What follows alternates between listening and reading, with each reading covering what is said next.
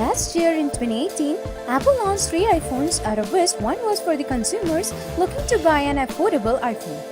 This year too, at least that's what the rumor suggests, the Cupertino-based tech firm is planning to bring three iPhones which are said to be the successor to the iPhone XS, iPhone XS Max and iPhone XR. Most likely the high-end or the expensive iPhones this year will be called the iPhone 11 and the iPhone 11 Max.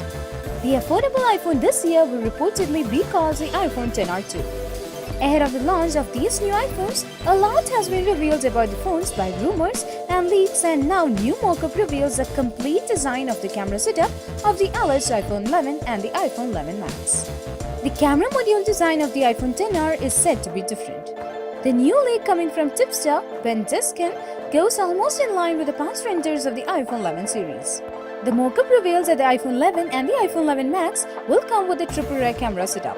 This should come as good news for the iPhone fans who have been missing out on more cameras. Having said that, if rumors turn out to be true, this will be the first time when iPhones will sport three cameras on the back panel. As far as the design of the iPhone 11 series is concerned, in the mock-up, the phones look a lot different compared to last year's iPhones. The three cameras are placed in a rectangular fashion and they sit inside a square box, which was also revealed by the past rumors, leaks and renders. The three cameras are paired with an LED flash that also sits inside the square camera module. In the mock-up, the iPhone 11 series appears in gold color. Next to the camera module, there is an Apple logo that sits and appears in silver paint. Past rumors suggest that the top-end iPhones this year, aka the iPhone 11 or the iPhone 11 Max, will come with three cameras on the back panel, while the iPhone XR successor will include dual rear cameras.